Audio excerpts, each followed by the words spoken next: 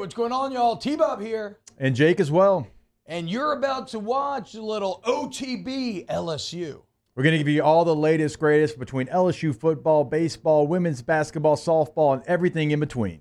Bottom line, if you want to talk Tigers, keep it locked, subscribe, like it. Here is Brian Kelly, and he was asked about the safeties and what they need to do at the next stage of their development. You know, I think we've done a pretty good job relative to the communication. That was going in something that we were concerned about. I think that's been a piece that I think has been really, from my end, a pleasant surprise.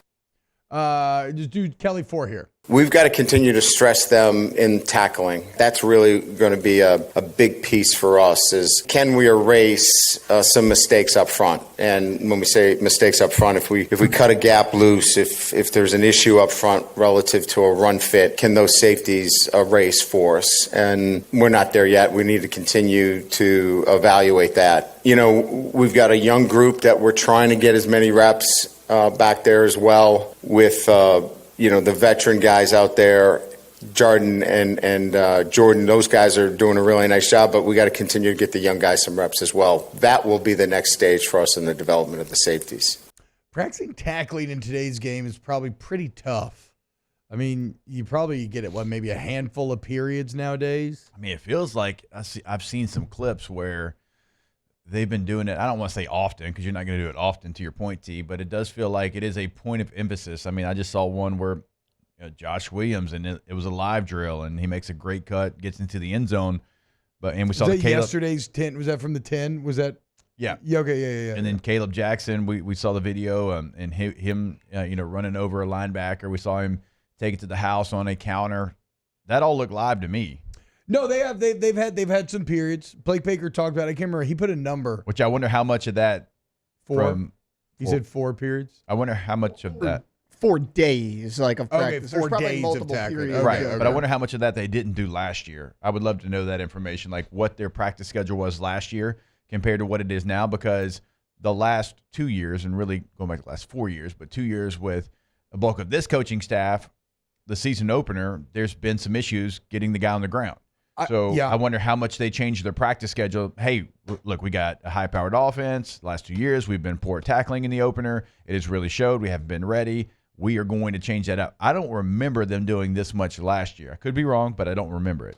I will say this. I really love the quote that Baker had about, look, tackling is as much, if not even more, about basically the run-up to the tackle. It's about the approach as much as it is about the tackle itself, right? Because if you put yourself in good position, well, then you won't be arm tackling, and you'll have the ability to hit them flush and square up and get them to the ground. So those are things that you can still practice, but you have to be focused on the details, You like if you're tagging up, you have to really coach it hard about, okay, where did you tag up? Like, were you just on the side and you're like, oh, I would have made that tag? Maybe not. Could have ran through that. Or did you square him up and then, you fit him and you let him go? You don't take him to the ground. So God, I used to hate that. What? Defensive guy run by you, he get like a fingernail on you. Yeah, got you like, down. Yeah, nah. I'd have had you. It's like, nah, fam. You wouldn't have had nothing. You wouldn't have had a flag in flag football. So we mentioned the safeties. Here's Kelly 8, Alondra. What does he still need to see from this cornerback group? We haven't put up a depth chart, really. We're rolling out different guys, and I think Corey's looking for the same thing that I'm looking for. Who's able to stack days together consistently? Instead of, I had a good day today, but I didn't have such a good day yesterday. We just need to be more consistent. I think it's just this group now it's about, this is probably not a great analogy, but, we're getting close to like moving day, like in golf. Like these guys need to understand that over the next few days, this is where, we need to see who are those guys that can stack days together. And Thursday, Friday, Saturday, it's kind of moving day for us. We need to see those guys that are going to stack days together. I think moving day, Jake, in a golf tournament is, I believe it's day 3, but it's basically when you're going to get the contenders of the tournament, the guys who are going to win. Guys that miss the cut, get out. Yeah, and then even who are the guys that are going to separate, right? Like who's going to be the 5 or 6 that'll actually be there. in the end. Yeah, we didn't talk a lot of moving day in Sunset Acres growing up. Sorry. I didn't know what that was. Well, at least he didn't reference the Amalfi Coast this time around. That really stuck with you. So, look, there's just like nothing that like the common man cannot relate with more than him and Peter Burns anecdotes were just about the chopping Amalfi it up. Coast. Yeah, I'm like, I've but been to London one time to play football. this is something that is consistently showing up, which is the need for consistency out of that position.